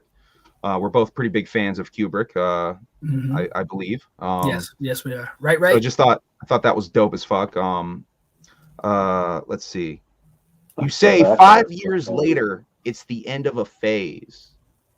Yeah, I was hoping that wouldn't get misconstrued. End of a phase is like end of being dormant, like the end of us. Yeah, I had said something about that. I was like, it sounds like you're saying like we're done. No, I did. That's not what I meant. I was like 5 years later, it's the end of a phase. Like 5 years later, it's the end of us not making music. Not, you know what I mean? That's what I meant. I just wanted some clarification on that because I could tell that was maybe a line that motherfuckers might take a certain type of way just from listening to it again. Yeah. I guess this is kind of like an acid reference. You say using my pen in a hallucination. I like using my pen with rhyming that with hallucination. And a Sean Price shout out I have written down as well. Yeah. I guess that maybe doesn't count as a hard acid reference. No, it was we're gonna go 2.5. Do it again. Using my pen as a hallucinogen. Yeah, but all right, 2.5. I'll give it to you. 2.5. Okay. Track 8, Flip the Script. Probably one of the songs that you guys released first. I think it is. Yeah, Video. Habitat. That's when we were on tour. Yeah. Yep. The one in Salem. We shot that in Bushwick. What's that? Is this the Salem one or the New York one? Well, we shot half of it in Bushwick and the other half in Connecticut. Okay. Salem, we did do a video in Salem called Fan Fiction. That was on my. That's the one. Okay. Yeah, that was the first one. That was the first video I shot for you, but that wasn't my beat. No, that was T-Slove. Big up T-Slove. Yeah, dude, that beat, that song is fucking fire, man. Yeah, man, zone out. I love it. I'm trying to get the back, or if I send you the back art, can you display that while we're going down the track list here? Say what? The artwork for each track individually, you mean? Oh. Yeah. I'll send this to you. Well, there's one for Gone Crazy, there's one for Finesse Like Me, there's one for Habitat. No, I mean this. Oh, I thought you meant like the individual. I just sent it to you. Oh, gotcha. Yeah, I don't want to put my Facebook on the screen is the only thing. Oh, yeah. Sorry. All right. Sorry, bro. No, you're good. Let's see. For beat stuff on this one, I have. I love how dirty the bass is on this one. It feels very like EQ'd, like to be dirty as fuck. Like, I love the way it sounds. And like, there's this almost like jangly guitar sample type of thing on it. I really like that. And with a slight trippy effect, almost blending in. And which one? For this Flip the Script beat. Flip the Script, I like that this is just the one. The whole track is just written something. I think you had written that song to a different beat of mine. I did. Yeah. You gave me a beat. You gave me a beat called "Funeral Service" that I wanted to use, and I wrote at least half the lyrics to flip the script to that beat, and then I was like, "Fuck it, I'm gonna use it for this new beat that you sent me," and I just added. As soon as he heard it, he's all, "I think I want to do it to this one." Yeah. So that's actually my highlighted lyric for this. I'm sick of spitting eulogy verses in family reunions at a funeral service. 100%. Yo, again, just references to him putting the title in it. You know what I mean? Yeah, that's interesting. You brought that up because that was the one I picked up off of. Now I'm never in the mood to be nervous. I can't afford to be. Can't afford that to be my usual purpose. Thank you. That is dope. That was the one that really stuck out the most. Thank you, man. I appreciate that. Yeah, that kind of blows my mind that it was a different beat. Was it going to be called Funeral Service? I don't know. It might have been because if he named the beat that, I don't know. I just remember him sending me that beat first. Yeah. Because at the end you do say flip the script, and then you have this skit where you're like.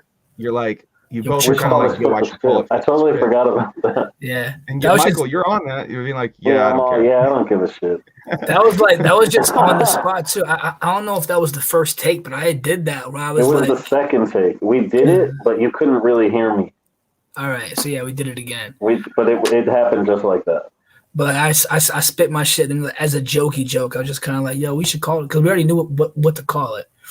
And I was like, yo, we should call it shit, flip the script. Yeah, you didn't have funeral service that long before hearing that other beat. I think you just sent me that beat and I wrote a lot of rhymes to it, and then you sent me the flip the script beat, and I was like, no, you came to Bazy's and I was playing, and you were like, let me get that. Okay. Yeah. Sounds about right. Right. And I also got a shout out, "Fuck your girl" to a 2 Live Crew tape, real quick. Thank you, man. Love that line. That's one of my favorite lines on the whole. Yeah, I gotta shout that out because that's dope. I love 2 Live Crew. It's one of my favorite old school rap groups for sure. Yeah, dog. Habitat #9 with Jibba the Gent. Such a solid song. Love it. So very kind of jazzy vibes on this one. Perfect song to be a love letter to hip hop. Yeah. Very much what both of you are doing here. Raw, you're very much describing your relationship coming up as a fan of hip hop. Explaining it to your parents and them kind of brushing it off, all that kind of stuff. And you even say, "Thank you, hip hop, for getting me through grade school. This is my first love, but this is my habitat," is on the hook as well. So could you talk a little bit about that experience growing up in Vermont, or just in New England, I guess, really, being a fan of rap and hip hop culture, because it is, especially in our area, it was a bit more of a daunting thing. Yeah, well, I mean, New Hampshire. So I was born and raised in New Hampshire. That was a thing, though, for I think all of us. Like, remember our parents being like, "It's a phase. Hip hop's not going to be around for the whole time." And now it's pretty much hippity hop. Now it's predominantly hip hop on every fucking station you go on. But yeah, just like in rap when I was like 9, 10 years old, and then having a notebook and being like, yo, I can rap. So I started writing. It was garbage back then, but I would write, and I would show my dad and my mom, and they kind of be like, all right, that's cool. All right. But they weren't like, yo, you should pursue that. Keep doing it. I mean, they weren't not supportive, but they weren't very supportive, if that makes sense. They just kind of didn't care. Yo, they're boomers. They don't really get it. They're like, it's also like not if I play a rap typical career choice, like, no, dude, a lot of people, where's the money though? It was the laughable career choice at that time, bro. When it was like 05, 06, and I was in school, and I would tell my teachers that I wanted to be a rapper, they'd laugh and be like, all right, yeah, but seriously, what do you want to do? And I'm like, no, that's what I want to do. I know it sounds fucking far-fetched and insane, but that's what I like. And here we are doing it still. And shouldn't schools be the ones to kind of encourage your dreams, not laugh at you? 100% sure, yeah. But you can only be 5 things. Yeah, you can go to trade school is what you can do. Yeah. Shouts out to the broken ass school system. Jesus Christ. So crazy. Nurse. I also want to say I think Jibba is such a good choice for a feature on this, because Jibba has a lot of legit, real fucking love for the culture. Yeah. And I think he's a great choice for this. Jibba, let's see. Yeah, I mean, he always talks about how much he loves Corrupt. So I was happy hearing him reference. You know, yeah, he starts it off. Favorite rapper Corrupt. Yeah. Lots of '90s rappers references on the whole verse. Yeah, really. yeah. He's the sauce on that. He put the sauce on that song.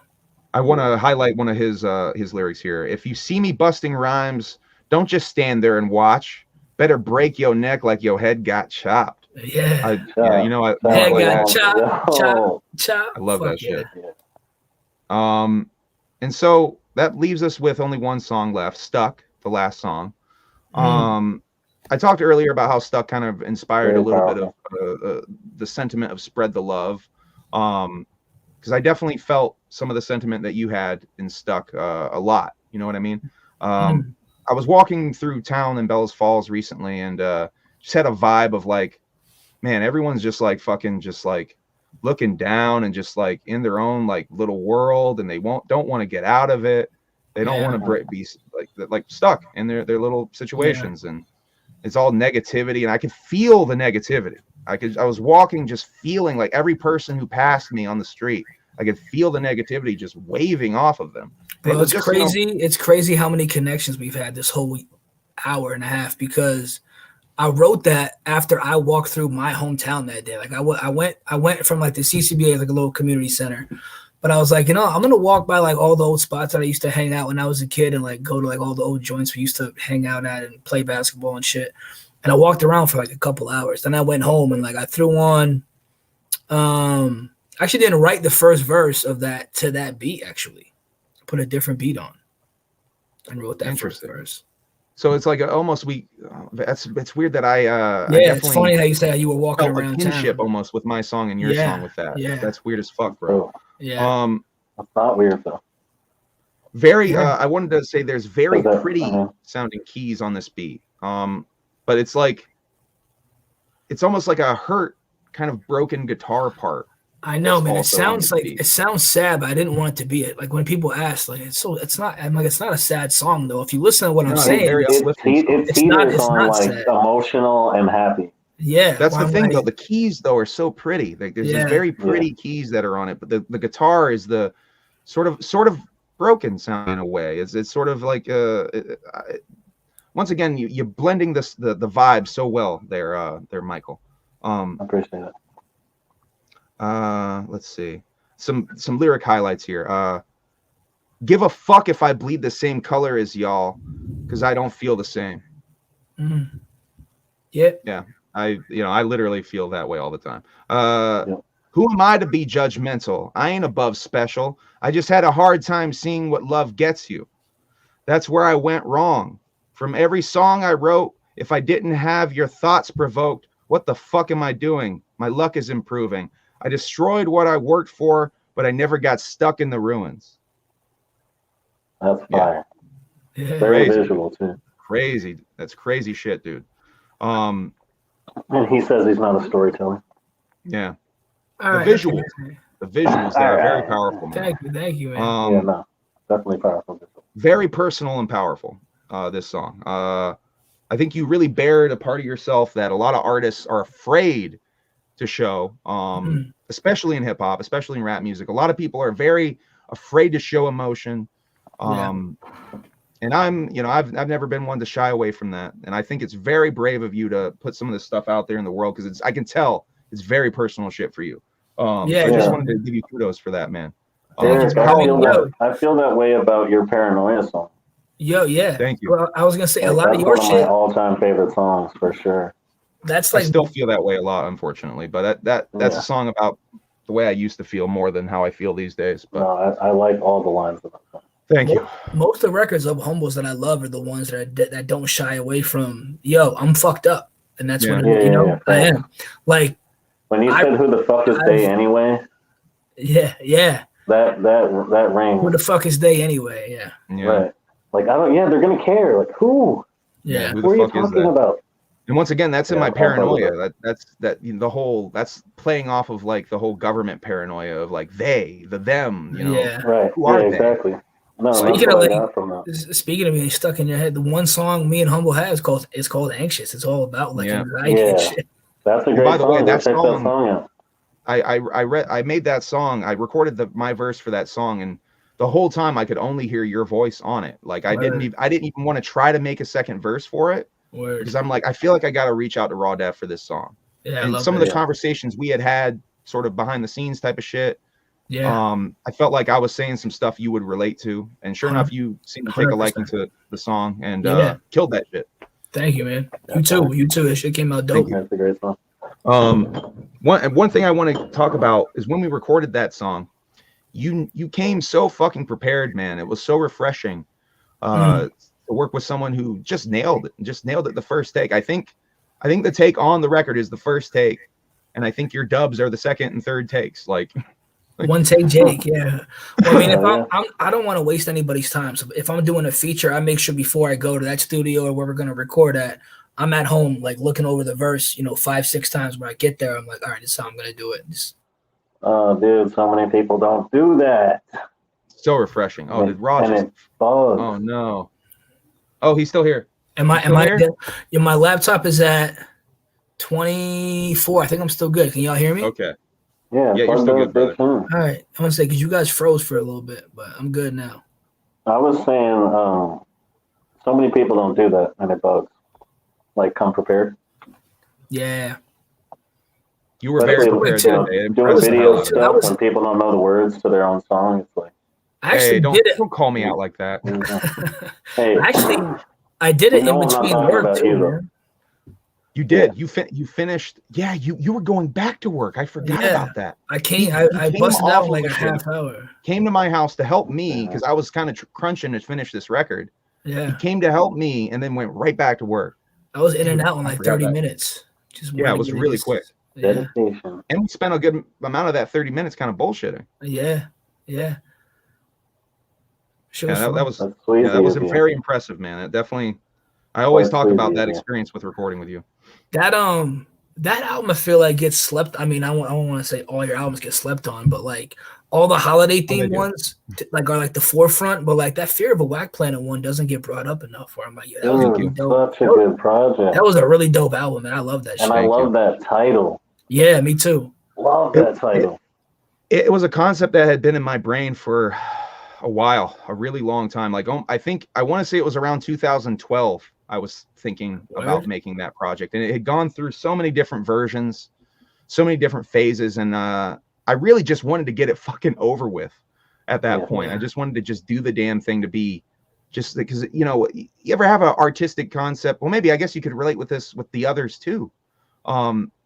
You have an artistic concept, you just want it to be out there already. You've had it sitting in your brain for so long that you're just like, can't we just do this damn thing? That's 100% what this was I like those 5 songs that we put out. I almost was going to chalk it up as like, all right, that's the others 1.5 and let's start fresh. But I was like, I like those songs a lot. I kind of want to put them out on a project. So I wanted to finish it and like, it shouldn't have taken 5 years. That's why I was like, let's just fucking get it over with, man. Like, not get it over with in a bad way. Like, I want to get this shit out. I want people to hear this shit. Yeah, absolutely. Well, it's a great project, guys. And exactly 5 years later, you knocked it out of the park, both of you. Thank you, brother, man. I appreciate that. Yeah, on the dot. The first one came out January 13th, 2017. This one was January 13th, 2022. Same exact day. I didn't realize it was the same day, even. Yeah, that's why we almost dropped it before that. But I think we had even talked about the same day. Still, like it was gonna be like 2019. He brought it up, and I was thinking the same thing. Yeah. We might as well. That's awesome. And then we'll be kicking the year off with a project too. So. Yeah, fuck yeah. So, my last question, really, and I want to talk. I guess I was going to talk about Vermont Hip Hop Awards, but we kind of already hit that. Will there be a part 2 or a part 3? My bad. 5 years. I'm down. Well, be another 5 years. 5 years. I'm down. You know that. It's really about the recording. Yeah. Once I get back to like, because the first others, I think we did in I probably took a month and a half, 2 months to record that quickly. Shit. Yeah, because I recorded all that shit myself, and I had my own program. I was mixing it and I was mastering it. That's why it was so easy to get done. This one, I mean, I don't have my own setup anymore. You're always welcome here, man. I'll just throwing that out there. I think about that a lot. Where I'm like, yo, I could just go to BF and record at his house. I for sure. How close are you there? I could. From here, I'm probably 45 minutes, 50 minutes tops. That's not bad. No. Especially when you come as prepared as you are. I'm going there tomorrow. Tomorrow night. Yeah, I'm still. I think I might try to come to that show with you, brother. I'm trying to finish some songs, but I've been trying to be good with giving myself time to, unwind and relax and not torture myself with make art, must make art. Like I have to relax sometime. No, I can't force. I mean, that's why I put out so many mixtapes from 2013 to 2016 that I go back and listen to them and I'm like, yo, there's so much filler on this shit. Where I'm like, if I'm not feeling like, yo, I have to write right now. If I'm just gonna sit there and throw a beat on and force myself to write some braggadocio bullshit, I'm like, I'm not even gonna do it. I'm gonna wait until. You know what? I remember when we were wrapping up the first Others project, and you saying that, or us both kind of agreeing that it came together scary quickly.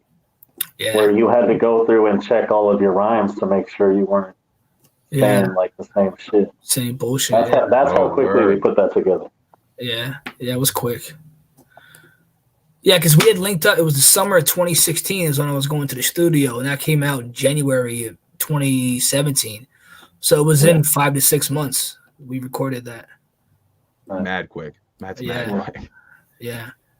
I made a few people mad when I posted a status on Facebook about how much I appreciated how quickly Raw Deff was able to get songs back to me. And I had a bunch of artists message me like, yo, my bad. I haven't gotten that song back. And I'm like, I'm not dissing anybody. I just appreciate how quickly it came back. So that's one of those if the shoe fits situations, I think. Sure, yeah. I'm either super quick or I fucking take forever. But yeah, that came out dope. That worked well. Yeah, no, I'd be down for a third project. Yeah, sure. Yeah, absolutely. I'm not stopping making beats, so. Yeah, I'm gonna plan on doing another solo album later this year because I haven't done one in a couple years. So I want to do that maybe fall time, put one out. Seth Horn rebrand.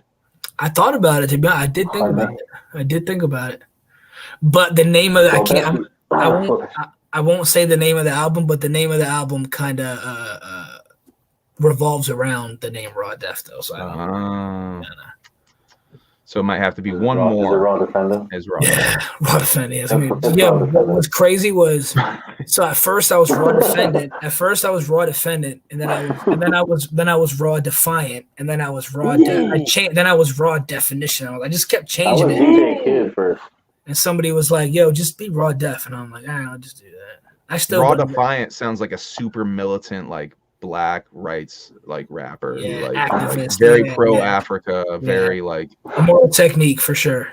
very big fan of what is it, Dance with the Devil? Yeah, for sure. Technique. I was DJ Kid first. Say what? DJ Kid. My first artist name was DJ Kid. Were you even see the fucking double letters? I wasn't doing anything. I was gonna say, were you a DJ? Anything. It's just what I dubbed myself. Someone's like, yo, who are you? I'm DJ Kid. I remember that. Then it was Logic. Yeah, Logic. I kind of fucked him up because as you know, on his beats, he has that drop, the Human Torch. So I would always call him Torch, and then everyone started calling him Torch. And then he would get called Torch on the Beat, produced by Torch, and he'd be like, "Yo, it's not my shit." So I'd have to be like, "Yo, it's just his nickname. It's just what I call him." Don't put that as his credit because you don't like that. Yeah, people stay fucking my name up. You got 6 fucking names, man. Pick one. 3. Jesus Christ. First of all, but that's what they say. That's what they always say. I should have been going in and changing your name. Can I change your name? I should have been changing your name during the stream.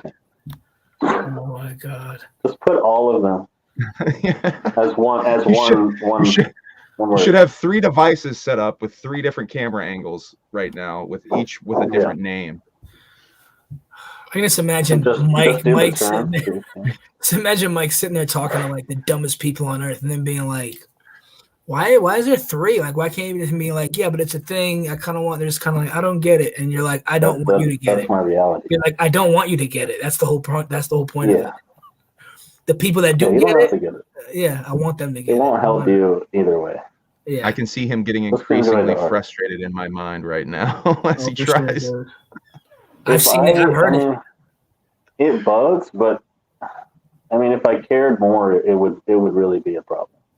You know what I mean? If I did, that sounds like a threat. If I hold on, if I did a song with like it would be a problem. If I did a song with like a big name person and they fuck my name up, you know, that's an opportunity for a lot of people to hear me and know that that's me. Yeah. But if Joe Bob is getting on a beat and spells my name wrong, it's not really not the end of the world. Why then what? Why'd you land on then what? I've never asked you that. I don't know. It's like this romantic idea of the beat starts and you would hear. I had a different idea for how I wanted the tag to be. Okay. Because it was supposed to be something like, and then what? And then, okay, I got you. To imply like, okay, I like the beat, and then what? And then what? And then the lyrics come in. I see. That's clever. Very clever. Yeah. I like that. But fuck yeah. Yeah, I don't think I've ever told anybody that. Exclusive. Bah, bah, bah. Yeah, nobody's asked. The humble among exclusive. Shit like that. Shit like that. Shit like that. Yeah, thanks. All right, guys. I think we're wrapping up. We're almost at 2 hours. This is a fucking really good interview. I didn't think we'd go an hour 45. Yeah, I didn't think we'd go that long. Me either, honestly. But I was hoping we'd get to an hour. But we crushed that. So I'm really excited how this went. Thank you for joining me. Yeah. Thank you. Thank you for doing that. So thank you for researching this shit. Thank you for going through all my lyrics and all that. Like I don't think anyone else has ever done that. That's dope. I'll be lucky. This is how I listen to music. This is how I listen to music all the time when I consume music. But I'm not always taking notes. You know what I mean? This was me just sitting down and taking some notes as a fan. So this is a sneak peek to some reviews that I want to do, because this is a combination interview and review. This is really two of my gimmicks in one. Because I want to do more reviews and I want to do more interviews. So this is me kind of getting a couple out of the way at the same time, because I figured it'd be so dope to just sit down and talk to you guys about the album while I reviewed it to you guys and told you my thoughts to your face. So yeah, I think this came out really fucking dope though. I think it was a really interesting stream, and I hope the Vermont hip hop heads don't sleep on it just simply because it's my name involved. No. Yeah, nah. Not gonna do that. I don't know. We'll see about that. But I still have so much love for Vermont hip hop, and that's why I wanted to do this, because I wanted to showcase Vermont hip hop. Even if they don't like me, I love you guys. Not you guys specifically. I love you guys like a motherfucker, but I mean all of Vermont hip hop. Like even if they don't like me, like I still like them. So it is what it is. Where do you think you would blossom more? Like if you were to go anywhere and like you in your style, where do you think? Because I don't. The Midwest, man. I honestly probably should be in the Midwest, but I like to move closer to me. Facts. a little bit closer. Honestly, ABQ is a fucking clown town, man. So I probably would do good out there too. ABQ is definitely a clown town. Yeah, you gotta come visit though, for real. We all haven't seen each other in a hot minute. I need to get out there. Yeah, we both do. It's been too long since I've seen you, man. Yeah, there's plenty to do. We won't just be sitting in my apartment. Yeah, there's nothing to do here now. There's fucking snow everywhere. There ain't shit to do right now. Yeah, there's no snow here. Great. Yeah, I'm wearing a jersey. We can go in the desert, bro. Go in the desert. Go look for scorpions and shit. Yeah, we could go kick rocks over looking for squirts. Fuck. Go semi-viral on TikTok. Dude, I'm doing dummy numbers on TikTok right now. Yeah, plug your TikTok, man. At Selfish Press. At Selfish Press on everything. I need to get on. I don't have a TikTok. I never done TikTok. Go on my TikTok right now. Go follow him right now. Everything's funny except one video of my dog. I'll make one tonight. I'll make a TikTok and I'll start going. Is it like Instagram? You just like add people and add friends. You can follow people and shit. Bro, I posted 3 videos and one of them's over 200,000 views. Jesus, it's that fucking much now? Yeah, my shit's just going up. Jesus Christ, you're gonna hit a million on that one, I I'm think. going viral, though. You know what sucks? Is I've been on TikTok for like a couple weeks and I already have more followers and likes on there than I've ever had on anything. You know who You gotta told me figure out that? how to integrate. You gotta figure out how to Oh integrate. yeah, I gotta get them over to my other shit. Yo, Jibba was telling me the same thing. He was like, "Yo, you'll get more views and shit. Go with TikTok." I was like, word. He was like, "Yeah, that's pretty fun too." Well, I think that's you know, it's really all about if you're comfortable with a certain app or platform, doing it on there. Because that's why I'm doing this YouTube stuff, is because it's helping me. It's helping people discover my music and people who like my music come in to watch this content. It's feeding into what you say. Make sweet love to that like button. Yes. Slap that. Fucking smash it, dude. Flick that bean. Bro, quick elbow to the like button.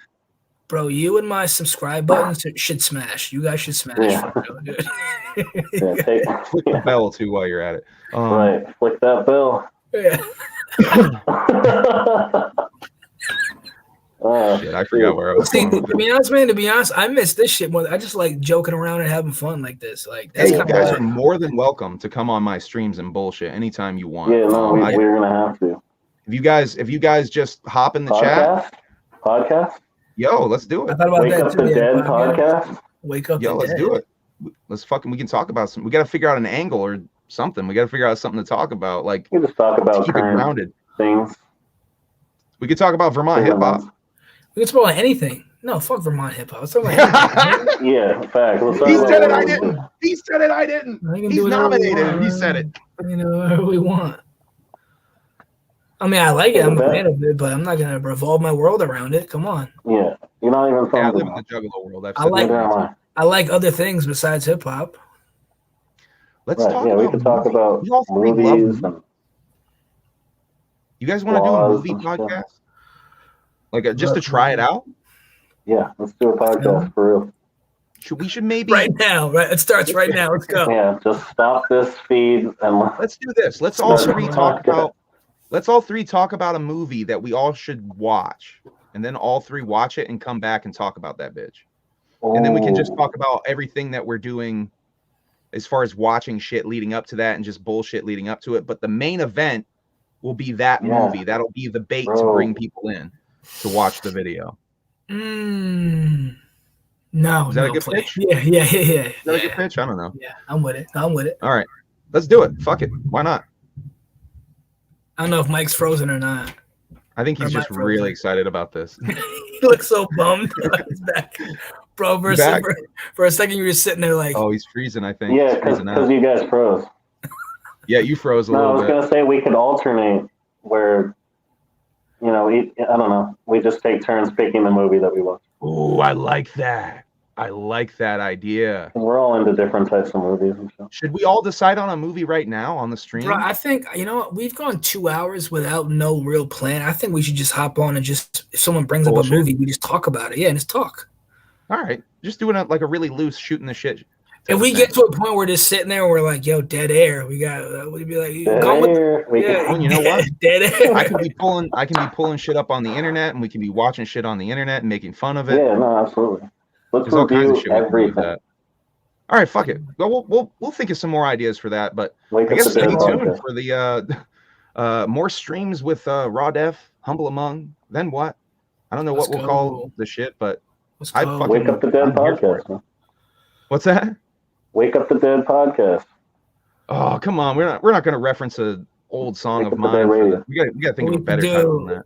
The other pug. The other pug. The other pug. Oh my! How do you remember Pug? Have I told you about Pug before? I got some Nardwuar shit in my head. Come on, man. Motherfucker. The other podcast. If you guys don't know, Pug was my first. Oh my god, dude! The other Pugcast. Come on, dude. Yeah, that's the Pugcast. Are you shitting me right now? That's it. That's it. Oh dude. god. All right. Without further ado, that's gonna be the. All right, bro. I love you guys. Though. We should definitely hop on a stream. Yeah, I love you guys.